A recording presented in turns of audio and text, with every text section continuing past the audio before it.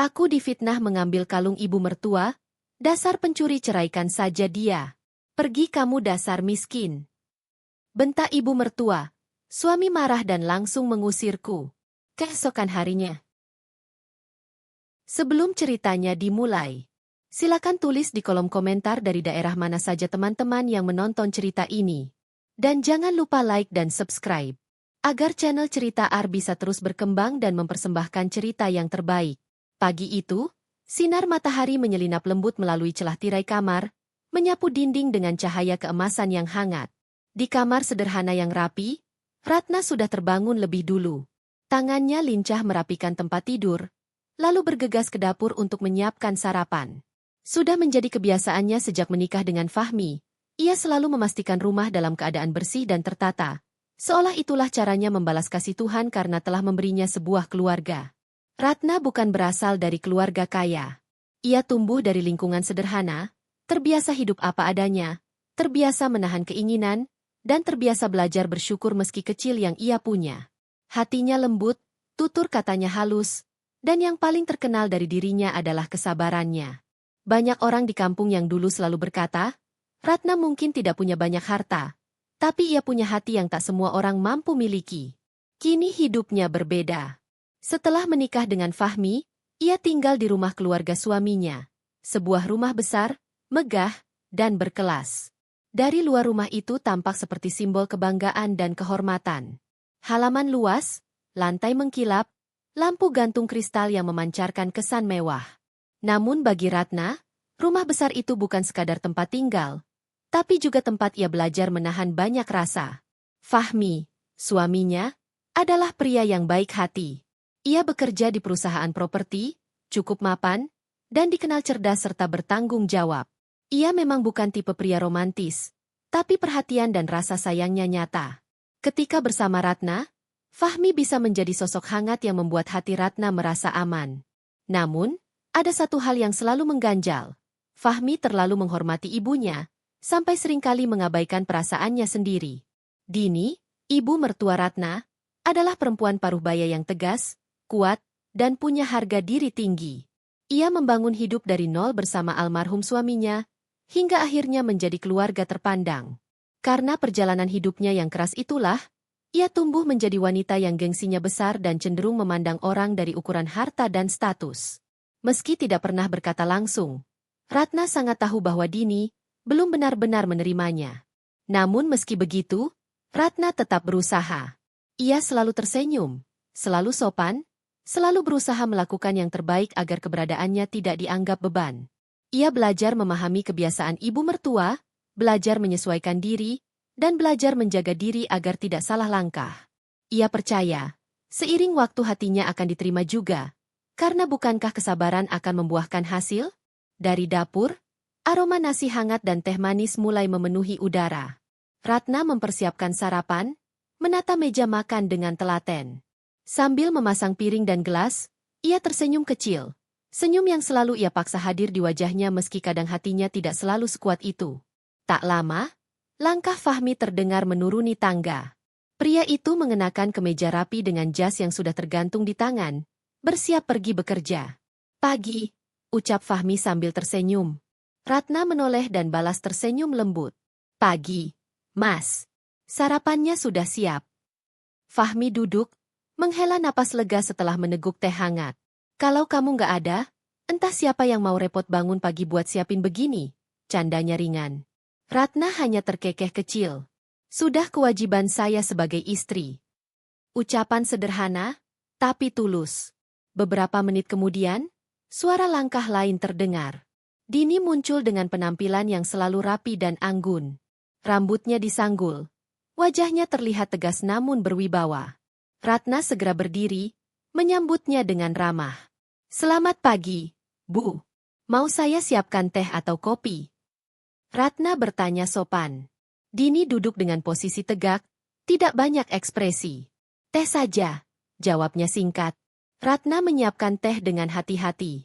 Meski kata-kata Dini sering terdengar dingin, Ratna tidak pernah membalas dengan rasa benci. Ia selalu percaya, mungkin Dini hanya perlu waktu. Mereka bertiga sarapan bersama. Suasana meja makan tidak selalu ramai oleh obrolan hangat, tetapi juga tidak dingin sepenuhnya. Lebih tepatnya, ada jarak. Jarak yang tak terlihat namun nyata.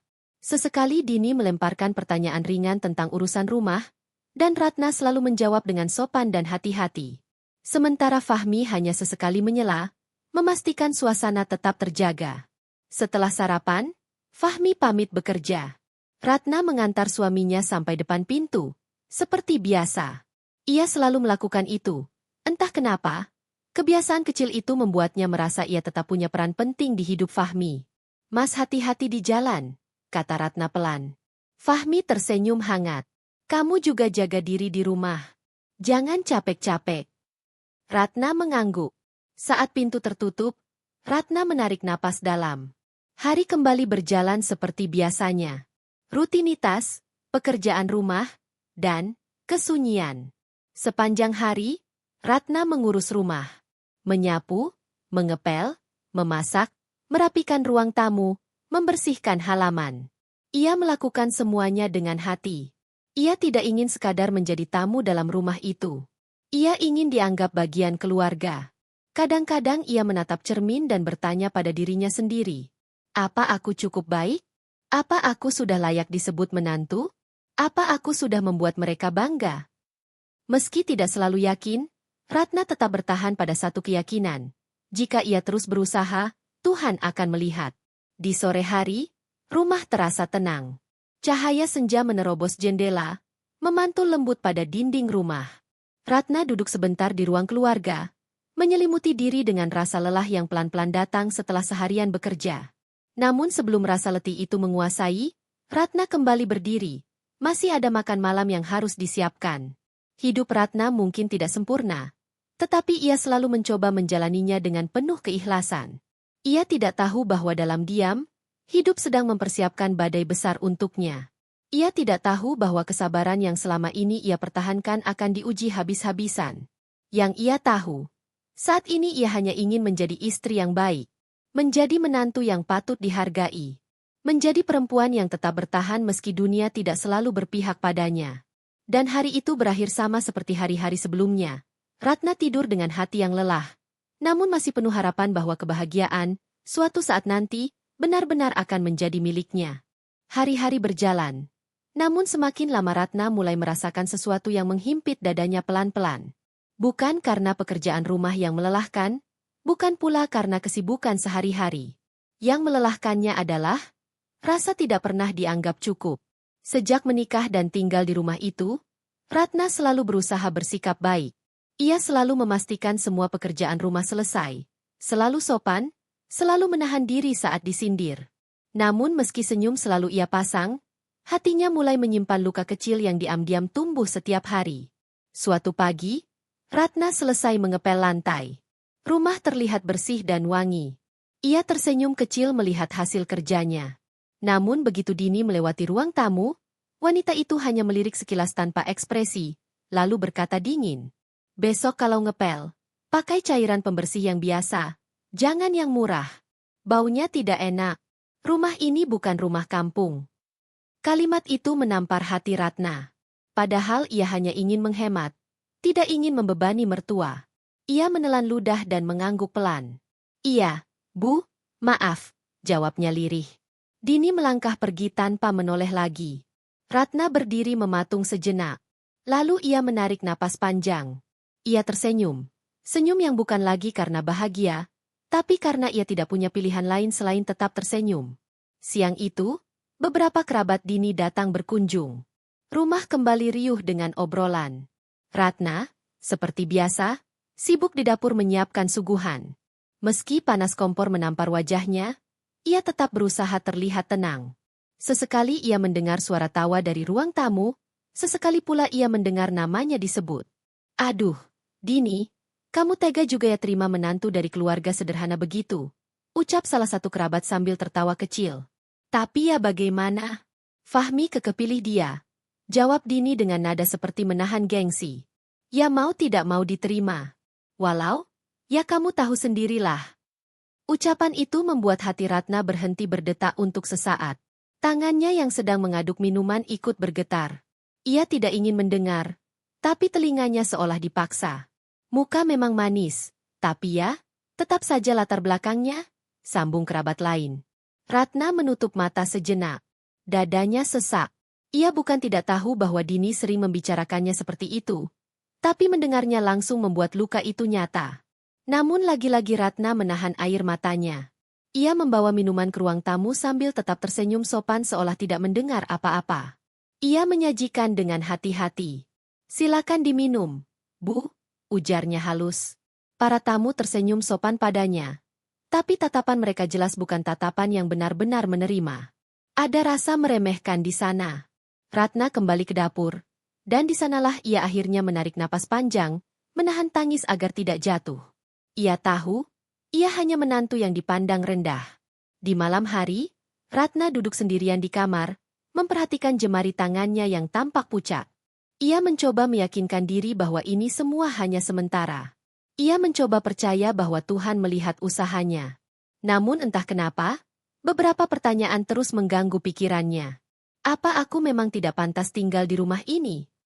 Apa aku hanya beban? Apa aku salah karena menikah dengan Fahmi? Ratna menatap langit-langit kamar. Ada perasaan kosong yang sulit dijelaskan. Tak lama kemudian, pintu kamar terbuka. Fahmi masuk, pulang sedikit lebih larut dari biasanya. Pria itu terlihat lelah, namun tetap tersenyum saat melihat Ratna. Kamu belum tidur? Tanyanya sambil duduk di sisi ranjang. Ratna menggeleng pelan. Nunggu Mas. Fahmi mengusap kepala Ratna lembut. Maaf ya kalau belakangan kamu kelihatan capek. Ibu memang orangnya keras.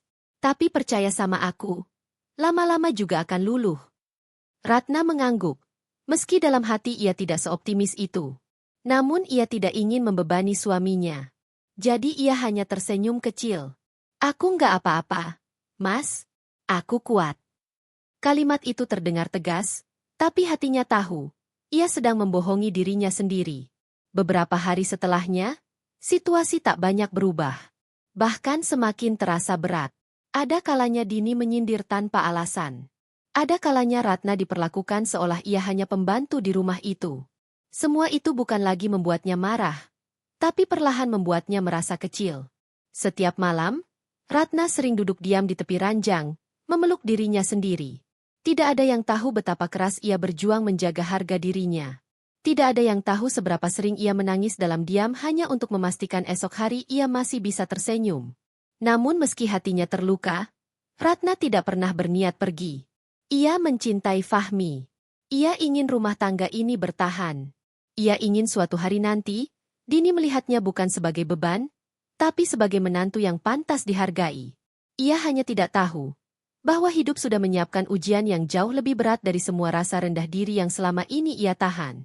Bahwa luka kecil yang ia biarkan tumbuh itu, suatu hari akan berubah menjadi badai besar yang siap menghancurkan segalanya.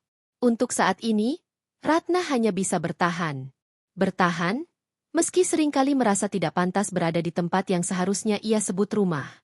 Hari itu, suasana rumah tampak sedikit berbeda. Bukan karena ada acara besar atau tamu penting, tapi karena Dini terlihat lebih sibuk dari biasanya. Sejak pagi ia mondar-mandir dari kamar ke ruang keluarga, lalu ke ruang tamu, seolah memastikan segala sesuatu berada di tempatnya. Ratna memperhatikan dari jauh sambil melipat pakaian yang baru saja ia jemur. Ia tahu, jika ibu mertua sudah bersikap seperti ini, pasti ada sesuatu yang penting. Di meja rias kamarnya, Dini membuka sebuah kotak kayu berukir indah. Kotak itu tidak besar, tapi terlihat mahal dan berkelas. Di dalamnya tersusun rapi beberapa perhiasan emas dan berlian, koleksi yang sudah ia simpan bertahun-tahun. Namun di antara semuanya, ada satu yang paling berharga. Sebuah kalung emas tua dengan liontin yang indah, dihiasi batu permata kecil yang memantulkan cahaya lembut saat terkena sinar. Kalung itu bukan sekadar perhiasan. Itu adalah warisan dari ibunya. Satu-satunya peninggalan yang paling berarti. Kalung yang menemani banyak perjalanan hidupnya. Dari masa muda penuh perjuangan hingga kini menjadi perempuan terpandang. Ada kebanggaan dan emosi yang melekat dalam perhiasan itu, sesuatu yang tidak semua orang pahami. Dini menatap kalung itu lama, seolah sedang berbicara dengan masa lalu. Aku sudah menjaga kamu selama ini, jangan sampai hilang, gumamnya lirih. Ia kemudian membersihkan kalung tersebut dengan hati-hati, mengelapnya menggunakan kain halus seolah memperlakukan benda berharga yang nyaris lebih berharga dari apapun. Setelah merasa cukup puas, ia memasang kalung itu di lehernya dan melihat pantulan dirinya di cermin. Ada kilau kebanggaan di matanya. Siang harinya, Dini duduk di ruang tamu sambil menyeruput teh hangat. Fahmi belum pulang, rumah masih terasa lengang. Ratna datang membawakan snack kecil, menaruhnya di meja dengan sopan. Ini, Bu, Ratna buatkan kue singkong. Semoga Ibu suka, ucap Ratna hati-hati. Dini hanya mengangguk ringan tanpa menatapnya lama. Namun hari itu, nadanya tidak sedingin biasanya. Kamu tahu ini kalung apa? Tiba-tiba Dini bertanya sambil memainkan liontin yang menggantung di lehernya. Ratna tidak ingin salah bicara. Ia tersenyum kecil. Sepertinya kalung itu spesial, Bu. Cantik sekali. Dini menegakkan punggungnya dengan elegan. Ini peninggalan ibu. Warisan keluarga. Bukan hanya mahal harganya, tapi juga nilainya. Tidak semua orang bisa punya perhiasan seperti ini. Ratna mengangguk paham. Pantas ibu sangat menjaganya. Ada jeda singkat. Tatapan Dini melirik Ratna sekilas, tatapan yang tidak sepenuhnya ramah, tapi juga tidak tajam. Lebih seperti tatapan yang menilai. Makanya, kalau sudah hidup di rumah ini, jangan pernah lupa, di sini semuanya mahal. Bukan tempat orang sembarangan, ucap Dini pelan tapi menusuk. Ratna menunduk. Ia tidak tersinggung, hanya kembali merasa kecil. Baik, Bu, jawabnya singkat. Sore itu, Dini membuka kembali lemari kaca tempat ia biasa menyimpan kotak perhiasannya. Setelah puas memakai kalung itu seharian, ia berniat menyimpannya lagi seperti kebiasaan. Ia tidak pernah sembarangan meninggalkan perhiasan mahal begitu saja. Baginya, terlalu berharga untuk dibiarkan tergeletak. Namun hari itu, ia merasa sedikit lelah. Setelah melepas kalungnya, ia meletakkannya di atas meja rias. Nanti saja kusimpan, pikirnya. Sesuatu yang jarang sekali ia lakukan. Ratna mengetuk pelan pintu kamar mertua. Ibu, Ratna mau masuk? Mau ambil cucian di dalam kamar mandi, ucap Ratna sopan. Masuk saja, jawab Dini santai. Ratna masuk dan menjalankan tugasnya seperti biasa. Mengambil pakaian, merapikan sedikit barang yang berantakan, lalu keluar. Matanya sempat melihat kalung di meja rias, tapi ia tidak berani menyentuhnya. Ia tahu betul perhiasan itu bukan benda ringan. Ia bahkan menahan napas saat melewati meja itu, takut melakukan sesuatu yang salah. Setelah Ratna keluar, Dini berbaring sebentar. Mungkin hanya ingin istirahat beberapa menit. Namun siapa sangka, rasa kantuk datang lebih cepat dari yang ia kira. Ia tertidur, dan lupa bahwa kalung itu masih tergeletak di atas meja. Malam turun, dan rumah mulai kembali tenang. Fahmi sudah pulang, makan malam sudah selesai, dan masing-masing kembali ke kamar. Namun sebelum tidur, Dini tiba-tiba teringat sesuatu. Kalungku. Ia bangkit dengan cepat dan menuju meja rias. Tangannya meraba permukaan kayu. Tidak ada apa-apa. Matanya langsung menajam. Ia menunduk, memeriksa lebih teliti. Meja itu kosong. Kotak perhiasan tertutup rapi. Laci masih terkunci. Tapi kalung yang tadi siang jelas ia letakkan di situ. Dada Dini langsung berdebar keras. Wajahnya berubah tegang. Ia membongkar meja rias, memeriksa seluruh sudut kamar, bahkan melihat ke lantai. Siapa tahu jatuh. Tidak ada. Kosong. Kalung itu benar-benar tidak ada. Pikiran Dini langsung melayang ke banyak kemungkinan. Tapi ada satu hal yang paling pertama terlintas di kepalanya, dan pelan-pelan menumbuhkan kecurigaan tajam di hatinya. Siapa yang terakhir masuk kamar? Siapa yang tadi ada di sini saat ia menaruh kalung itu? Hanya satu nama. Ratna. Nafas Dini memburu. Bukan hanya karena panik, tapi juga karena satu perasaan yang selama ini ia simpan diam-diam. Ketidakpercayaan. Dan malam itu, untuk pertama kalinya, ia mengucapkan dalam hati sesuatu yang kelak akan mengubah hidup semua orang di rumah itu. Jangan-jangan, dia yang mengambilnya. Malam itu rumah yang biasanya tenang mendadak terasa mencekam. Dini duduk di depan meja riasnya dengan wajah tegang. Tangannya bergetar halus, Matanya tajam memandangi setiap sudut ruangan seolah berharap kalung itu tiba-tiba muncul begitu saja. Namun tidak ada. Kalung yang begitu ia sayangi, yang begitu ia jaga selama bertahun-tahun, menghilang tanpa jejak. Dini berdiri dan mulai membuka laci satu persatu. Kotak kecil, dompet lama, tas, bahkan tempat bedak ia bongkar. Nafasnya semakin cepat, jantungnya semakin keras berdetak. Tidak mungkin. Gumamnya pelan namun penuh kepanikan. Kalung itu bukan hanya perhiasan. Itu adalah harga diri, kenangan, kebanggaan, sekaligus simbol yang tidak bisa digantikan. Kehilangannya seolah membuat Dini merasa kehilangan sebagian dirinya. Semakin lama mencari, semakin jelas bahwa kalung itu memang hilang. Dan pada saat itulah, pikirannya mulai bekerja ke arah yang paling mudah disalahkan. Ingatan tentang siang tadi muncul dengan jelas. Saat Ratna masuk ke kamar untuk mengambil cucian. Saat ia sendirian di dalam. Saat matanya mungkin sempat melihat kalung itu. Saat Dini tertidur dan tidak sadar apa-apa. Nama Ratna muncul jelas di kepalanya. Dan kali ini, bukan sekadar kecurigaan kecil. Tapi tuduhan yang pelan-pelan tumbuh menjadi keyakinan. Tidak mungkin orang lain, hanya dia yang masuk. Bisik hati Dini, memicu amarah yang lama disembunyikan. Keesokan paginya, suasana rumah terasa berbeda. Udara dingin, namun bukan dingin karena cuaca, melainkan karena suasana yang tegang. Ratna sudah bangun lebih dulu seperti biasa. Ia menyiapkan sarapan, menyapu, dan memastikan rumah rapi sebelum orang-orang bangun. Ia tidak tahu apa-apa. Tidak tahu badai apa yang sedang bersiap menimpa hidupnya. Fahmi turun dari kamar, menyapa Ratna dengan senyum ringan.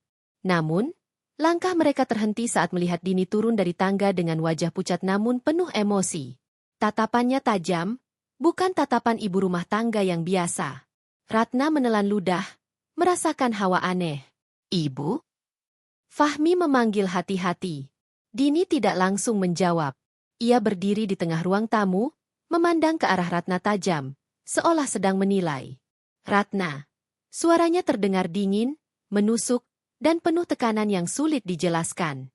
Kamu kemarin masuk kamar ibu, kan? Ratna sempat terdiam sepersekian detik sebelum mengangguk pelan. Iya, Bu. Ratna cuma ambil cucian di kamar mandi. Ada apa, Bu? Dini mendecak kecil dan menarik napas panjang. Kamu yakin cuma itu? Ratna mengerutkan dahi. Iya, Bu. Memangnya kenapa? Dan disitulah, kalimat yang akan memulai bencana itu akhirnya keluar. Kalung ibu hilang. Ruangan mendadak terasa hening. Fahmi langsung menoleh ke arah ibunya. Hah? Hilang? Kalung yang mana, Bu? Kalung warisan ibu, jawab Dini dengan suara berat. Yang paling berharga. Yang kemarin ibu pakai. Ratna membeku. Ia ikut terkejut. Hilang, Bu? Tanyanya pelan. Hampir tidak percaya. Dini menatapnya tajam. Iya. Dan terakhir kali ibu lihat kalung itu, adalah saat kamu masuk kamar. Udaranya berubah dingin. Fahmi ikut tegang. Maksud ibu? Fahmi belum berani melanjutkan kalimatnya. Dini tidak butuh kata-kata panjang.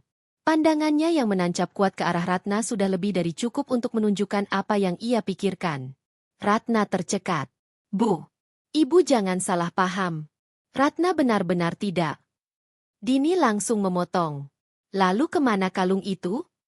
Ibu tidak pernah salah menaruh barang berharga. Selama ini selalu aman. Tidak pernah hilang. Tapi setelah kamu ada di kamar itu, tiba-tiba lenyap. Nada suaranya meninggi. Bukan lagi sekadar bertanya. Tapi menuduh. Fahmi mencoba tenang. Bu, jangan dulu menuduh. Mungkin jatuh, mungkin terselip. Tidak ada, bentak Dini. Ibu sudah cari ke seluruh kamar. Tidak ada. Kalung itu hilang. Dan satu-satunya orang yang menyentuh kamar kemarin adalah dia. Tatapan Dini kembali ke Ratna. Kali ini lebih kejam. Lebih menusuk. Seolah Ratna adalah orang asing yang tidak pantas dipercaya. Ratna menggigit bibirnya kuat-kuat. Dadanya perih. Matanya panas. Tapi bukan karena marah. Karena sakit. Sungguh, Bu. Ratna tidak pernah menyentuh kalung itu.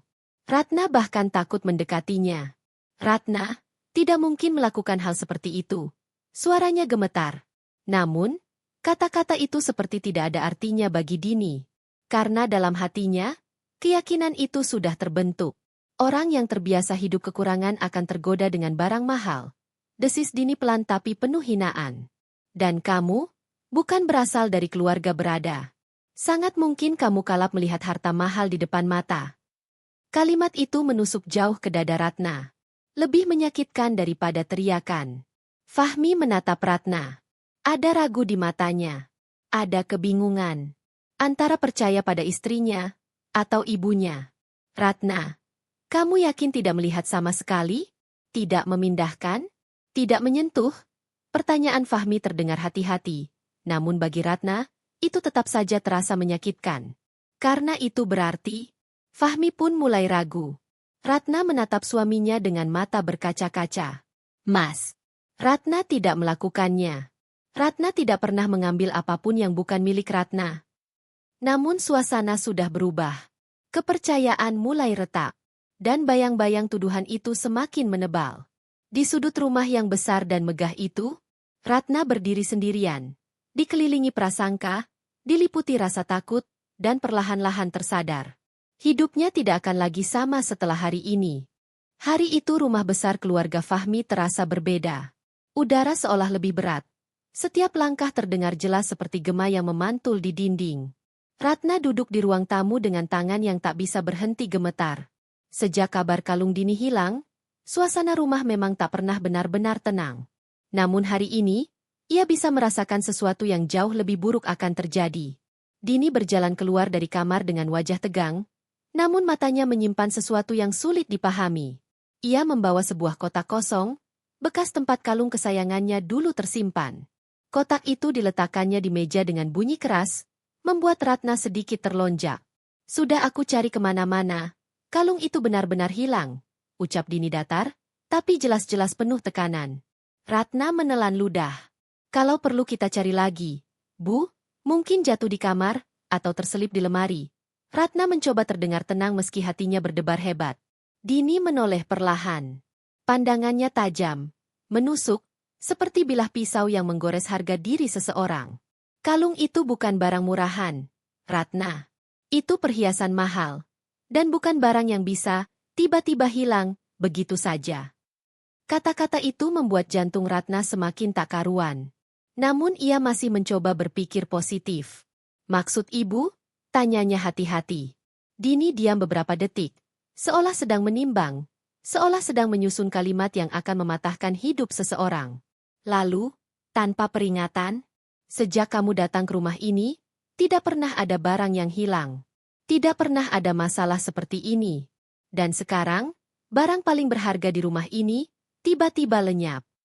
Ratna tercekat. Ia bisa merasakan napasnya tertahan. Ibu, jangan bilang ibu curiga pada saya. Dini tidak menjawab. Namun tatapannya sudah cukup sebagai jawaban. Langkah kaki terdengar dari arah pintu. Fahmi pulang. Lelaki itu terlihat letih tapi sedikit heran melihat suasana rumah yang mencekam. Ada apa ini? Kenapa semua tegang begini? Dini langsung berdiri. Fahmi, tepat waktu kamu pulang. Ini saatnya kamu tahu siapa sebenarnya istrimu. Fahmi terdiam. Pandangannya berganti dari ibunya. Lalu ke Ratna yang pucat. Ada apa, Bu? Tanyanya perlahan. Dini mengambil napas panjang. Kalung berlian ibu. Kalung yang paling ibu sayang, hilang. Tidak ada orang luar masuk rumah ini, tidak ada keluarga lain yang berkunjung. Hanya ada kita. Ibu, kamu, dan istrimu. Ratna langsung berdiri, panik. Fahmi, jangan dengar dulu. Aku tidak pernah menyentuh kalung itu. Aku bahkan tidak tahu tempat penyimpanannya. Namun Dini tak memberi ruang. Berhenti membela diri. Ratna, kamu pikir ibu bodoh? Ibu tahu siapa di rumah ini yang paling membutuhkan uang. Siapa yang sering terlihat menatap perhiasan ibu lama-lama. Siapa yang dari keluarga miskin, dan mungkin saja tergoda. Kata, miskin, itu menusuk jantung Ratna seperti tombak panas. Air matanya jatuh. bukan hanya karena tuduhan, tapi karena penghinaan terhadap hidupnya. Aku memang tidak kaya, Bu, tapi aku tidak pernah diajarkan untuk mencuri. Suara Ratna pecah. Dini mendekat, mengangkat dagu Ratna dengan kasar. Lalu siapa? Hantu?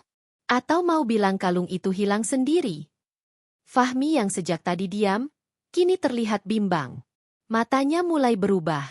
Ada keraguan, dan itu yang paling menyakitkan bagi Ratna. Ratna, jawab jujur. Kamu tidak lihat kalung itu? Tidak memegangnya sama sekali? Tanya Fahmi, suaranya berat. Ratna menatapnya dengan hati remuk. Kamu juga mencurigai aku. Fahmi tidak langsung menjawab. Dan ketidakjawabannya sudah lebih menyakitkan daripada kata-kata kasar sekalipun.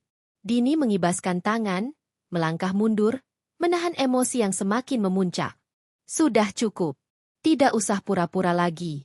Ibu tidak akan pernah percaya kalau kalung itu hanya hilang. Dan jujur saja, dari semua orang di rumah ini, cuma kamu yang punya alasan untuk mengambilnya. Ratna menggeleng keras. Air mata jatuh tak terbendung. Demi Allah, Bu, bukan aku. Aku tidak pernah. Belum sempat ia menyelesaikan kalimatnya, Dini tiba-tiba berteriak lantang, membelah udara rumah yang sudah penuh ketegangan. Sudah. Berhenti. Kamu itu pencuri. Kalimat itu menghantam Ratna seperti petir. Dunia seolah berhenti sesaat. Nafasnya tercekat. Tubuhnya lemas. Kata-kata itu terlalu kejam, terlalu menyakitkan, dan terlalu hina untuk seorang perempuan yang hanya ingin hidup sederhana bersama suami yang dicintainya. Dini melanjutkan, matanya merah, penuh amarah dan kebencian yang entah sejak kapan disimpan. Dasar perempuan miskin. Tidak tahu diri. Sudah ibu terima masuk ke keluarga ini, sudah ibu izinkan tinggal di rumah ini, masih saja tidak bersyukur. Kamu tega mencuri barang milik ibu. Memalukan. Ratna menutup mulutnya, menangis semakin keras. Ibu, tolong jangan begitu. Aku tidak seperti itu, aku tidak pernah. Namun Dini tak peduli. Cerai saya dia. Fahmi, perempuan seperti ini tidak layak jadi menantu. Bahkan tidak layak jadi istri. Fahmi terdiam. Tangannya mengepal kuat. Kepalanya tertunduk, entah sedang menahan marah, entah sedang menahan kecewa. Ratna berharap satu hal, suaminya membelanya. Walau satu kalimat saja. Walau satu kata sederhana. Aku percaya padamu.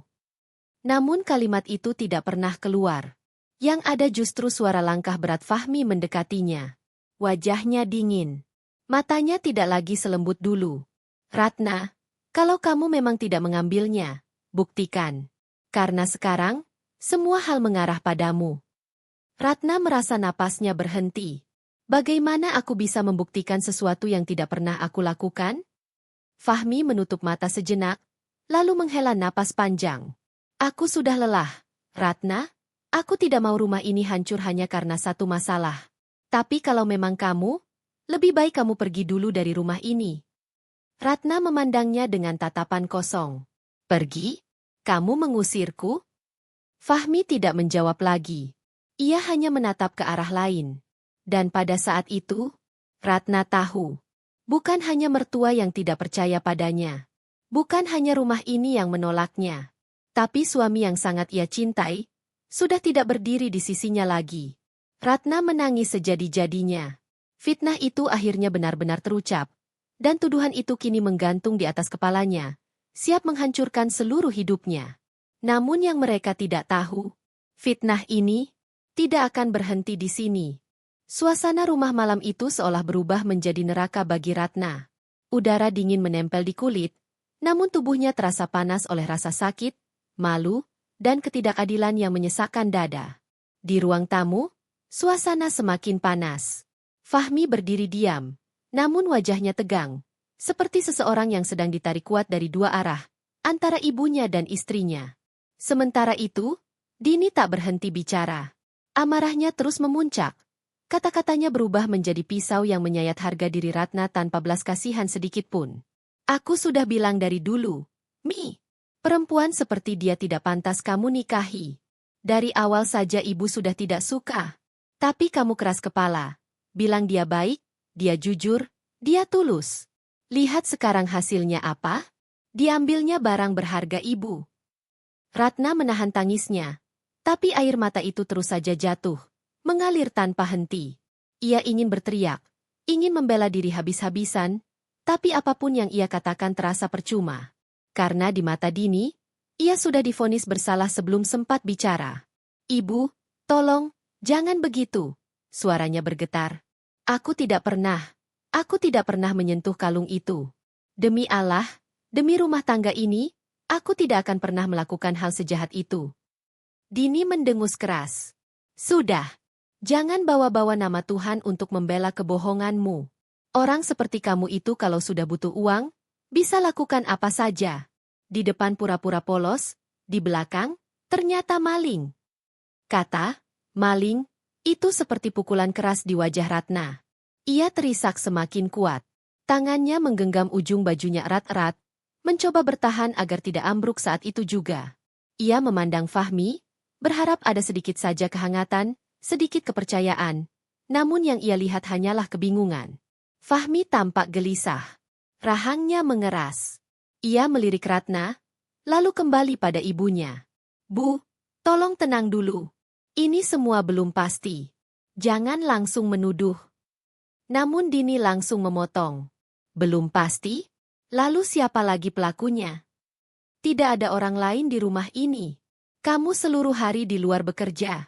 Ibu juga tidak pernah keluar kamar kecuali ke ruang tengah dan dapur. Hanya dia yang bebas keluar masuk kamar ibu saat membantu membereskan rumah. Lalu apa yang masih kamu ragukan? Ratna menggeleng cepat. Ibu salah. Aku tidak pernah masuk kamar tanpa izin. Aku hanya membantu bersih-bersih di luar. Berhenti bohong. Bentak Dini, membuat Ratna tersentak kaget. Kalung itu ibu taruh di laci meja rias. Dan laci itu terbuka sewaktu kamu masuk kamar ibu beberapa hari lalu ketika kamu membantu membereskan tempat tidur. Jangan pura-pura lupa. Ratna terdiam. Ia mencoba mengingat. Ya, ia memang pernah membantu membersihkan kamar Dini. Tapi ia tidak pernah menyentuh laci itu. Ia bahkan terlalu takut untuk menyentuh barang-barang berharga milik mertuanya. Ibu, iya, memang aku membantu beres-beres, tapi aku tidak membuka laci itu. Aku tidak pernah. Cukup. Suara Dini menggema keras. Matanya penuh kebencian. Seolah semua rasa benci itu pecah di satu malam ini. Ceraikan saja dia. Fahmi. Serunya keras. Perempuan macam ini hanya akan membawa aib pada keluarga kita. Bayangkan kalau orang luar tahu kita menyimpan pencuri di rumah sendiri. Apa kata keluarga besar? Apa kata tetangga? Kamu mau menanggung malu itu seumur hidup. Ratna langsung memandang Fahmi tak berkedip. Kata, cerai, itu terlalu menyakitkan. Hatinya seperti diremas keras. Rumah tangga yang ia jaga dengan hati-hati, yang ia rawat dengan cinta, kini seolah akan hancur hanya karena satu tuduhan kejam. Fahmi, jangan, aku mohon, jangan dengarkan ibu dulu. Dengar aku, percayalah padaku. Suaranya pecah. Air mata mengalir tanpa suara di pipinya. Namun Dini tidak berhenti. Kamu itu terlalu baik sampai tidak sadar kalau istrimu hanya memanfaatkanmu. Dari awal ibu sudah ragu. Orang miskin, tidak punya apa-apa, tiba-tiba dapat suami yang hidupnya lebih mapan. Jelas saja tergoda hidup mewah. Kalau dia berani mengambil kalung ibu hari ini, siapa yang tahu besok-besok apa lagi yang dia ambil? Ratna menunduk. Sakit sekali rasanya dihina seperti itu. Ia bukan tidak punya harga diri. Ia hanya memilih diam karena masih menghormati. Tapi malam itu, harga dirinya diinjak-injak begitu saja. Fahmi akhirnya berbicara. Bu, tolong, jangan bawa-bawa kehormatan keluarga. Kita bisa selesaikan ini dengan kepala dingin. Dini semakin emosi. Kepala dingin apa? Kamu masih belum sadar juga. Sudah jelas-jelas dia satu-satunya yang mencurigakan. Lalu Dini menunjuk Ratna langsung ke wajahnya. Kamu. Jawab satu hal. Kalau bukan kamu, siapa lagi? Ratna terdiam. Pertanyaan itu menghantamnya. Ia tidak tahu. Ia benar-benar tidak tahu. Dan justru karena ia tidak tahu, ia terlihat semakin salah. Aku tidak tahu, tapi sungguh, bukan aku. Lihat, Fahmi. bentak Dini. Dia bahkan tidak bisa menjelaskan apapun. Masih mau kamu pertahankan orang seperti ini? Fahmi memijat pelipisnya keras. Ia tampak sangat tertekan. Ia mencintai Ratna, tapi ia juga tidak bisa melawan ibunya. Ketika situasi semakin kacau, emosinya ikut terbawa. Dengan suara berat, akhirnya Fahmi berkata, "Ratna, aku benar-benar tidak tahu harus berpihak ke siapa sekarang. Semua bukti memang seperti mengarah ke kamu, dan kamu juga tidak bisa memberikan penjelasan yang jelas." Ratna menatapnya dengan luka yang tak bisa disembunyikan. "Jadi, kamu juga percaya aku mencuri, Mi?" Fahmi terdiam. Dan diam itu sudah menjawab semuanya. Dini tersenyum sinis. "Tuh kan, bahkan suamimu sendiri ragu. Masih berani bilang kamu tidak bersalah." Ratna merasa dunianya runtuh. Orang yang paling ia percaya, orang yang selalu ia yakini akan melindunginya, kini ternyata ikut melepaskan genggamannya. "Ibu tidak mau lagi ada pencuri di rumah ini," lanjut Dini dingin. "Mulai malam ini, kamu keluar dari rumah ini. Kalau Fahmi masih sayang reputasi keluarga, cerai saja. Tidak usah dipertahankan lagi perempuan yang sudah jelas berbuat memalukan." Ratna terhuyung. Lututnya goyah. Tapi ia mencoba berdiri tegak, walau hatinya runtuh berkeping-keping. Fahmi terdiam lama, sebelum akhirnya mengucapkan sesuatu yang benar-benar mematahkan Ratna. "Ratna, untuk sementara, lebih baik kamu pergi dulu dari rumah ini." Ratna terdiam. Bibirnya bergetar. "Kamu mengusirku?" Fahmi tidak berani menatap matanya. Aku butuh waktu. Dan Mama juga butuh ketenangan. Selama masalah ini belum jelas, sebaiknya kamu tidak di sini dulu." Ratna menangis semakin keras. "Jadi kamu memilih percaya pada tuduhan, daripada mempercayaiku sebagai istrimu?" Tidak ada jawaban. Dan di titik itu, Ratna tahu. Ia benar-benar sendirian. Dini berdiri tegap dengan penuh kemenangan. "Cepat kemasi barangmu. Dasar pencuri. Kamu tidak pantas tinggal di rumah ini." Ratna menggigit bibirnya kuat-kuat, menahan isak agar tidak semakin memalukan dirinya. Dengan langkah yang lunglai, tubuh yang terasa kosong, dan hati yang hancur tak bersisa, ia melangkah pergi menuju kamarnya. Teriakan, hinaan, dan tuduhan itu masih bergaung di belakangnya. "Ceraikan saja dia. Dasar pencuri." Tanpa mereka sadari, malam itu bukan hanya rumah tangga yang hampir hancur, tapi kepercayaan, harga diri, dan luka yang tidak akan mudah sembuh. Dan fitnah itu baru saja mencapai puncaknya. Malam itu, langit tampak pekat tanpa bintang. Seolah ikut menutup mata pada kejadian keji yang sedang berlangsung di rumah besar itu. Hanya terdengar suara angin malam yang sesekali menyentuh dedaunan, menambah suasana dingin yang menusuk tulang. Namun tidak ada yang lebih dingin daripada hati Ratna saat itu. Dengan langkah gemetar, Ratna masuk ke kamar. Ruangan yang selama ini menjadi tempat ia beristirahat bersama suami, tempat ia tertawa, tempat ia berbagi cerita, kini terasa asing. Setiap sudut kamar seolah mengolok-oloknya. "Lihat, kamu tidak pernah dianggap di sini sejak awal." Tangan Ratna gemetar saat mengambil koper kecil yang dulu ia bawa ketika pertama kali pindah ke rumah ini. Waktu itu ia datang dengan hati penuh harapan, dengan mimpi akan membangun rumah tangga bahagia bersama Fahmi. Tapi kini, koper yang sama harus ia bawa pergi, bukan dengan senyum, melainkan dengan air mata dan rasa malu yang menyesakkan dada. Ratna memasukkan beberapa pakaiannya dengan tergesa. Air matanya terus jatuh tanpa henti. Beberapa kali ia berhenti, memegangi dadanya yang terasa sesak, seolah napas enggan keluar. "Kenapa harus aku?" bisiknya lirih. "Kenapa hidupku harus sehina ini?" Di luar, suara Dini kembali terdengar. "Jangan lama-lama. Cepat keluar. Ibu tidak mau pencuri tinggal di rumah ini walau 1 detik pun." Kalimat itu menampar hati Ratna. Ia menggigit bibirnya kuat-kuat agar tidak menangis terlalu keras. Ia tidak ingin terlihat semakin lemah. Meski pada kenyataannya ia sudah hampir runtuh. Pintu kamar terbuka perlahan. Fahmi berdiri di sana. Wajahnya letih, namun dingin. Matanya tidak lagi menatap Ratna dengan cinta seperti dulu. Yang ada hanya keraguan, dan jarak yang terasa semakin jauh. Ratna menatapnya dengan mata sembab. Kamu benar-benar membiarkan aku pergi, Mi? Suaranya hampir tak terdengar. Fahmi menarik napas panjang. Aku tidak punya pilihan, Ratna.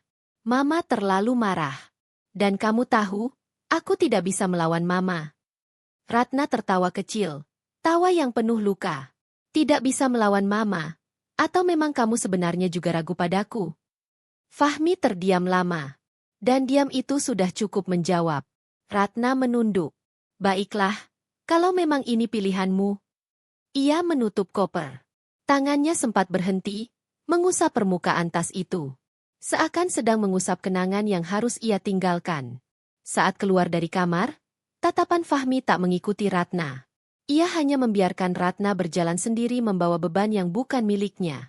Dan itu jauh lebih menyakitkan daripada pengusiran itu sendiri. Di ruang tengah, Dini sudah berdiri sambil bersedekap. Wajahnya tidak menunjukkan sedikitpun rasa kasihan. Bahkan matanya seperti puas melihat Ratna dalam keadaan hancur. Sudah selesai? Tanya Dini dingin. Bagus. Sekarang, keluar dari rumah ini. Ratna menelan ludah. Ia masih berharap, meski sekecil debu. Mungkin, kalau ibu mau memberi waktu, mungkin kalung itu akan ditemukan. Mungkin. Cukup, bentak Dini keras. Berhenti cari alasan. Kamu pikir ibu akan percaya? Kamu pikir kalung itu akan tiba-tiba muncul begitu saja? Tidak. Kamu saja yang tidak mau mengaku. Beberapa tetangga yang kebetulan lewat di depan rumah mulai memperlambat langkah. Ada yang pura-pura berdiri di depan pagar sambil berpura-pura berbincang, padahal jelas-jelas mereka mendengarkan. Rumah besar itu memang terkenal. Dan suara Dini yang keras tentu saja mudah terdengar. Oh jadi benar ya, ada masalah? Bisik seorang tetangga. Astaga, masa menantu sampai diusir begini? Balas yang lain. Ratna mendengarnya. Wajahnya memerah karena malu. Rasanya seluruh dunia melihat kehinaannya malam itu. Ia ingin berlari, ingin menghilang, tapi kakinya seolah tertahan di lantai. Dini semakin lantang, seolah sengaja ingin orang-orang tahu. Mulai sekarang keluarga ini tidak mau ada pencuri di dalam rumah. Jadi silakan pergi. Dan jangan pernah kembali. Kata, pencuri, itu diucapkan begitu keras hingga sebagian tetangga jelas mendengarnya. Beberapa terkejut. Beberapa mulai berbisik. Beberapa bahkan tampak kasihan, tapi hanya berani melihat. Ratna menggenggam koper erat-erat. Air matanya kembali jatuh. Aku bukan pencuri, Bu. Ucapnya pelan namun penuh kepedihan. Aku tidak pernah mengambil apapun. Aku tidak pernah. Pergi. Dini mendorong Ratna sedikit, membuatnya terseret selangkah ke belakang. Kalau kamu masih punya malu, jangan berada di sini lagi. Ratna terhuyung, hampir jatuh. Namun ia tetap mencoba berdiri. Fahmi berdiri di belakang, diam. Tidak membela. Tidak menahan. Hanya melihat, seolah yang berdiri diusir di depan matanya bukanlah istrinya sendiri. Ratna menatap Fahmi dengan mata yang nyaris mati. Ini terakhir kalinya aku bertanya. Kamu benar-benar membiarkanku pergi seperti ini? Suaranya pecah. Fahmi menunduk. Maafkan aku. Itu saja. Tanpa penjelasan. Tanpa pembelaan. Tanpa usaha. Ratna mengangguk pelan. Meski hatinya seperti remuk menjadi serpihan tajam. Baiklah. Kalau memang aku harus pergi. Dengan langkah berat, Ratna melangkah keluar dari rumah itu. Suara bisik-bisik tetangga semakin jelas. Kasihan sekali. Tapi masa ia sampai mencuri? Ya namanya juga orang miskin. Kalimat itu menampar hati Ratna berkali-kali. Ia berjalan sambil menahan tangis. Namun air matanya tetap jatuh. Ia tidak lagi punya tempat untuk kembali. Rumah orang tuanya jauh. Ia tidak membawa apa-apa selain beberapa pakaian, rasa malu yang membakar, dan luka yang mungkin tidak akan pernah sembuh sepenuhnya. Dini berdiri di depan pintu, menatapnya pergi dengan tatapan dingin. Jangan pernah kembali sebelum kamu mengaku, teriaknya lagi. Dan jangan pernah berharap keluarga ini akan menerimamu lagi. Ratna berhenti sebentar. Ia menoleh, menatap rumah yang dulu ia anggap tempatnya pulang. tempat yang seharusnya melindunginya. Namun kenyataannya, rumah itu justru yang pertama kali menghancurkannya. Suatu hari nanti, kebenaran pasti akan terbuka, ucap Ratna lirih, walau tak ada yang benar-benar peduli. Ia kembali melangkah. Malam itu, Ratna resmi terusir. Secara memalukan, secara hina, dan secara sepihak. Namun Tuhan tidak pernah tidur. Apa yang mereka anggap selesai, sebenarnya baru saja dimulai. Karena fitnah, pada akhirnya, pasti akan menemukan jalannya menuju kebenaran. Malam itu menjadi malam paling kelam dalam hidup Ratna. Langit gelap tanpa belas kasihan. Jalanan sepi, hanya lampu-lampu jalan redup yang menyala, menemani langkah seorang perempuan yang baru saja diusir dari rumahnya sendiri. Tanpa kehormatan, tanpa pembelaan, tanpa tempat pulang yang pasti. Ratna berjalan tanpa arah. Hanya koper kecil yang ia tarik dan tas selempang yang menempel di pundaknya. Kakinya terasa berat. Namun dunia seolah memaksanya untuk tetap melangkah. Angin malam menusuk kulitnya. Tapi dingin di tubuh tidak seberapa dibanding dingin yang menembus hatinya. Setiap langkah terasa seperti perjalanan yang tidak berujung. "Mi, kenapa kamu tega?" Itu yang terus terngiang di kepalanya. Wajah Fahmi yang menunduk saat mengucapkan kata "maaf" terus terbayang. Bukan kata yang ia ingin dengar. Yang ia butuhkan adalah keberanian Fahmi, kepercayaan Fahmi, pelukan Fahmi, tapi yang ia dapatkan hanya jarak. Ia pergi bukan karena kalah, tapi karena ia dipaksa kalah. Dipaksa menerima tuduhan yang bahkan tidak pernah ia lakukan.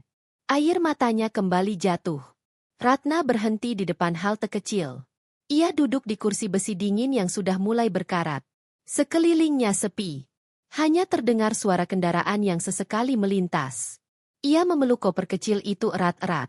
Seolah koper itu adalah satu-satunya hal tersisa di hidupnya. Apa aku memang sehina itu? Pertanyaan itu berputar di hatinya. Ia bukan orang kaya. Ia bukan menantu yang sempurna. Ia memang sederhana. Tapi tidak berarti ia tidak punya harga diri. Fitnah itu benar-benar menghancurkannya. Dan yang paling menyakitkan, tuduhan itu datang dari keluarga suaminya sendiri. Orang yang seharusnya melindungi, justru yang pertama menudingnya. Ratna menutup wajahnya dengan kedua tangan. Bahunya bergetar menahan tangis. Dini masih jelas dalam ingatannya. Suara bentakan itu, kalimat hinaan itu, kata pencuri yang terus diulang-ulang, semua seperti pisau yang tak henti menusuk. Dan Fahmi, lelaki yang dulu ia percaya akan selalu menggenggam tangannya dalam suka maupun duka, ternyata melepaskannya saat ia paling membutuhkan. Ia tidak berteriak membela Ratna. Tidak berdiri untuknya. Tidak memilihnya. Ia hanya diam. Dan ternyata, diam itu lebih menyakitkan daripada makian apapun. Ratna menegakkan kepala. Ia mengusap air matanya dengan tangan gemetar. Ia tidak bisa duduk di sana selamanya. Ia harus memikirkan kemana ia harus pergi. Rumah orang tua? Tidak mungkin. Jaraknya jauh, butuh biaya, dan ia bahkan tidak punya cukup uang untuk perjalanan jauh. Ia tidak ingin orang tuanya tahu dalam keadaan memalukan seperti ini. Mereka sudah cukup tua, ia tidak ingin menambah beban pikiran. Teman? Ratna tidak punya banyak teman dekat. Sejak menikah, hidupnya lebih banyak dihabiskan di rumah mertua. Lingkar pergaulannya menyempit. Ia bahkan jarang keluar, takut dianggap tidak tahu diri. Satu-satunya pilihan yang tersisa hanyalah mencari tempat bernaung sementara. Meski hanya untuk satu malam. Meski hanya untuk sekadar berteduh dari dinginnya malam dan pedihnya rasa malu. Ratna kembali berdiri. Ia berjalan menyusuri trotoar. Pandangannya sesekali terangkat pada lampu-lampu jalan yang redup. Malam terus berjalan. Waktu terasa begitu lambat seolah sengaja membuat penderitaannya lebih panjang. Langkahnya akhirnya membawanya pada sebuah mushola kecil di pinggir jalan. Pintu mushola terbuka. Lampunya menyala redup. Tidak ada siapa-siapa. Tempat itu tenang, sederhana, tapi terasa begitu hangat dibanding dunia di luar yang terasa begitu kejam. Ratna masuk perlahan. Ia melepas sepatunya, meletakkannya di rak kayu tua di depan pintu. Ia melangkah masuk, duduk di pojok ruangan. Karpetnya tidak terlalu tebal, tapi cukup untuk menghalangi dinginnya lantai. Dan di sana, Ratna akhirnya benar-benar melepaskan semua yang ia tahan. Ia sujud, bersandar pada lantai dingin itu. Air matanya jatuh deras. Tangisnya pecah. Bukan lagi tangis seorang perempuan lemah, tapi tangis seseorang yang merasa dihancurkan tanpa diberi kesempatan membela diri. Ya Allah! Suaranya bergetar, lirih, penuh luka. Aku tidak tahu harus kemana. Aku tidak tahu harus bagaimana. Aku tidak mencuri. Aku tidak mengambil apapun. Tapi kenapa aku yang harus menanggung semua ini? Tangisnya semakin menjadi. Dadanya sesak. Namun di saat yang sama, hanya kepada Allah ia merasa masih punya tempat bersandar. Ia terus berdoa. Bukan meminta balasan, bukan memohon keajaiban besar. Ia hanya ingin kekuatan, agar tidak hancur sepenuhnya. Setelah lama menangis, tubuh Ratna akhirnya kelelahan. Matanya sembab, wajahnya pucat. Namun ia memaksa dirinya untuk duduk bersandar di dinding. Ia menarik koper lebih dekat, seolah takut dunia akan kembali merebut satu-satunya yang tersisa. Di luar, waktu terus berjalan. Suara jangkrik terdengar. Angin malam bertiup masuk dari celah jendela kecil, menambah dingin yang menusuk. Ratna meringkuk. Ia memeluk dirinya sendiri. Kalau aku tidak kuat, siapa yang akan kuat untukku? Kalimat itu hanya ia katakan dalam hati. Malam terasa sangat panjang. Seolah tidak pernah berakhir. Sesekali ia terjaga, menatap langit-langit musola. Lalu kembali memejamkan mata. Bukan tidur.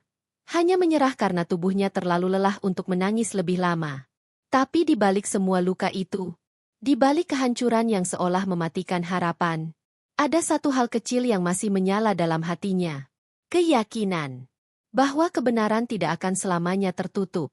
Bahwa Tuhan tidak akan membiarkan fitnah menang. Bahwa suatu hari nanti, semua ini akan terbalik. Dan ketika pagi datang, hidup Ratna tidak akan lagi sama. Rumah besar itu tampak sama seperti biasanya dari luar. Dinding masih kokoh, halaman masih tertata rapi, lampu-lampu masih menyala seperti biasa. Namun di dalamnya, sesuatu telah berubah. Ada kehampaan yang tidak bisa dijelaskan. Ada kekosongan yang diam-diam mulai merusak ketenangan. Pagi itu, Dini duduk di ruang makan dengan wajah murung. Bukan murung karena menyesal, tapi karena pikirannya masih dipenuhi amarah dan kepuasan aneh akibat telah membersihkan rumah dari seseorang yang ia anggap mengotori nama baik keluarga. Meja makan sudah tersaji, tapi tidak sesempurna sebelumnya. Nasi sedikit mengering, lauk terasa hambar, dan sayur tampak tak tertata seperti biasanya. Ada yang berbeda. Ada yang hilang. Biasanya, saat pagi seperti itu, Ratna akan mondar-mandir menyiapkan semuanya dengan telaten. Ia akan memastikan semuanya hangat, semua orang merasa nyaman, semua terlihat sempurna. Namun pagi ini, tidak ada Ratna. Dan itu mulai terasa. Dini diam sesaat. Sendok di tangannya berhenti bergerak. Ia menatap nasi di piringnya, tapi entah kenapa terasa sulit menelan. Ada yang mengganjal, tapi egonya terlalu tinggi untuk mengakuinya. Fahmi turun dari kamar dengan wajah letih. Semalaman ia tidak bisa tidur dengan tenang. Bayangan Ratna pergi dengan mata penuh luka terus menghantuinya. Kata-kata Ratna, tatapan terakhirnya, tangis yang ditahannya, semua melekat kuat di kepala Fahmi. Namun sayangnya, keberanian masih belum cukup untuk membuatnya menjemput Ratna kembali. Ia hanya berdiri di tangga beberapa detik sebelum akhirnya melangkah ke ruang makan. "Mi, sarapan," kata Dini datar. Fahmi duduk tanpa banyak bicara. Ia menatap meja makan beberapa saat. Hening. Sunyi. Bahkan suara piring pun terdengar semakin jelas. Tidak ada suara lembut Ratna yang biasanya menyambutnya setiap pagi. "Masakan ini, siapa yang buat?" tanya Fahmi tiba-tiba. "Ya ibu, siapa lagi?" jawab Dini dingin. Namun ada nada tersinggung yang samar. Fahmi mengangguk pelan. Ia mencoba makan. Tapi satu suap saja terasa berat. Rasanya hambar. Bukan karena masakan ibunya tidak enak, tapi karena selama ini ia terlalu terbiasa dengan sentuhan Ratna di setiap hidangan. Ratna selalu memasak dengan hati, dan kini ketiadaannya terasa sangat nyata. Dini melirik sekilas. Ekspresi Fahmi tidak bisa disembunyikan. Ia tahu anaknya sedang mempertanyakan banyak hal, meski tidak berani mengucapkannya. "Sudahlah, jangan dipikirkan," Perempuan itu sudah pergi. Itu yang terbaik? Ucap Dini mencoba menutup pembicaraan. Fahmi tidak menjawab. Ia hanya menunduk, menggenggam sendoknya lebih kuat. Benarkah itu yang terbaik? Batin Fahmi bergejolak. Ia tahu, dalam hatinya ada sesuatu yang tidak tenang. Ada perasaan bersalah karena membiarkan istrinya pergi dengan hinaan begitu besar. Ada rasa kehilangan, tapi egonya menahannya. Siang harinya, suasana rumah semakin terasa berbeda. Rumah besar itu seperti kehilangan napasnya. Ruang tamu terlihat rapi tapi kosong. Tangga terlihat megah tapi sunyi. Kamar-kamar terlihat diam tapi dingin. Tidak ada langkah lembut Ratna yang biasanya terdengar. Tidak ada suara piring beradu di dapur. Tidak ada tawa kecil atau suara lirihnya yang selalu berusaha mencairkan suasana. Bahkan para pembantu rumah tangga pun merasakan perubahan itu. Mereka bekerja dengan tangan gemetar, takut pada suasana yang semakin menekan. "Bu, ini cucian sudah selesai," ucap salah seorang pembantu pelan. Dini hanya mengangguk singkat. Biasanya, Ratna yang mengatur semuanya dengan tenang. Ratna yang memastikan setiap orang bekerja nyaman. Ratna yang tidak pernah membentak. Tapi kini, mereka merasa seolah berjalan di atas pecahan kaca. Malamnya, rumah itu terasa semakin mencekam. Fahmi duduk di kamar sendirian. Lampu redup. Ia menatap kosong ke arah tempat tidur. Di sana, biasanya Ratna duduk sambil menunggu. Tersenyum lembut sambil bertanya bagaimana harinya. Kini tempat itu kosong. Ia mengusap wajahnya. Napasnya berat. Tiba-tiba, suara Dini terdengar dari luar kamar, berbicara dengan seseorang di telepon.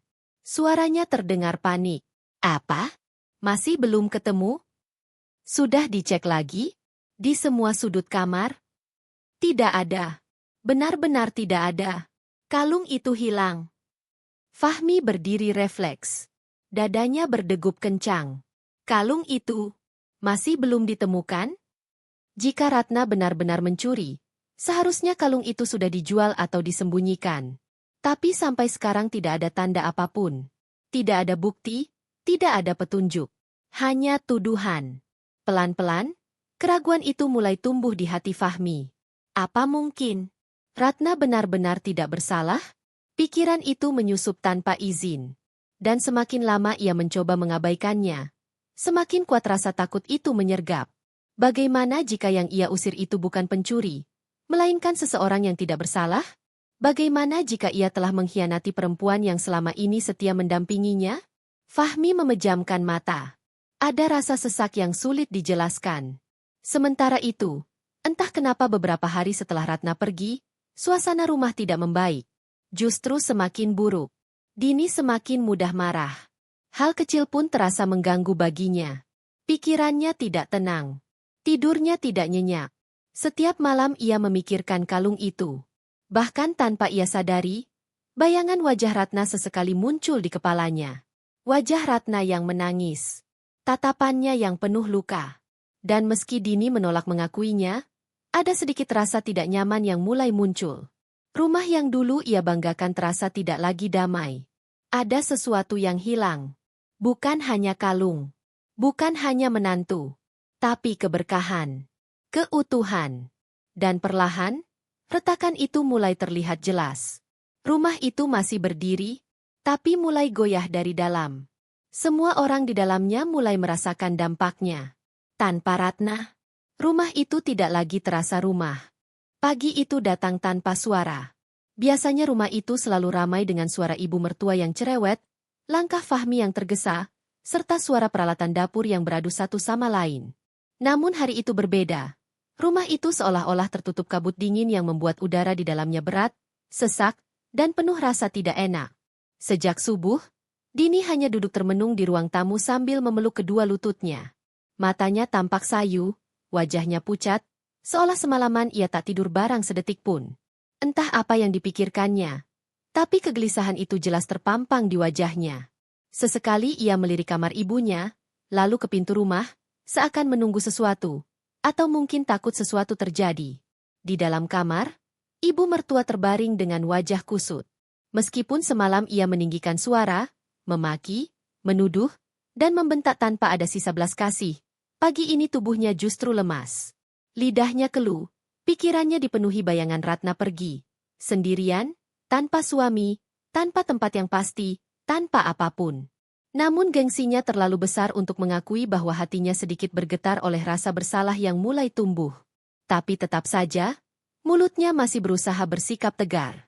Sudahlah, dia pantas menerima itu, gumamnya pelan, seolah berbicara pada dirinya sendiri. Tapi setelah kata-kata itu keluar, dadanya justru terasa makin sesak. Fahmi duduk di ruang makan dengan kepala tertunduk. Matanya sembab, wajahnya terlihat tidak terurus. Sejak malam tadi, ia tidak bisa memejamkan mata. Terngiang terus wajah Ratna ketika diusir. Mata istrinya yang penuh luka, penuh ketidakpercayaan, namun tetap menahan tangis agar tidak terlihat terlalu lemah. Itu tatapan yang sulit dilupakan. Kalau saja aku, menahan diri sebentar saja. Kalau saja aku percaya padanya, gumam Fahmi lirih. Tangannya mengepal kuat hingga buku-bukunya memutih. Hening menguasai rumah itu. Tidak ada suara, tidak ada yang saling bicara. Bahkan detak jam dinding terdengar jelas seperti pukulan rasa bersalah yang terus menghantam. Hingga tiba-tiba, kok, kok, kok. Suara ketukan pintu terdengar. Pelan tapi tegas. Tidak tergesa namun pasti. Suara itu seakan langsung menusuk ke dalam jantung setiap orang di rumah tersebut. Dini langsung menoleh. Ibu mertua terbangun dan duduk kaget. Fahmi mendongak dengan mata melebar. Ketukan itu datang lagi. Kok, kok, kok. Ada sesuatu dalam suara ketukan itu. Bukan ketukan gugup. Bukan ketukan gelisah. Ada ketenangan, tapi sekaligus membawa aura berat. Seolah pintu itu, bila dibuka, akan membawa sesuatu yang besar. Sesuatu yang bisa mengguncang seluruh isi rumah. Fahmi berdiri dengan langkah berat. Dadanya terasa semakin sesak. Ada rasa takut, ada rasa harap, ada rasa malu. Semuanya bercampur jadi satu. Saat ia membuka pintu, rumah itu benar-benar terdiam. Tidak ada yang berani bersuara. Tidak ada yang berani bergerak. Langkah waktu seperti berhenti. Seseorang berdiri di depan pintu. Bukan hanya membawa dirinya, tapi membawa sesuatu yang membuat mata semua orang melebar. Jantung berdegup kencang, dan pikiran langsung kacau. Udara di ruang tamu seolah membeku. Suara nafas terdengar jelas. Genggaman tangan mengeras. Tenggorokan terasa kering. Tidak ada yang siap. Tidak ada yang menyangka. Karena apa yang datang ke rumah itu pagi ini, akan mengubah segalanya. Dan sejak detik itu, tidak ada satupun kata yang mampu keluar dari mulut mereka. Rumah itu benar-benar terdiam.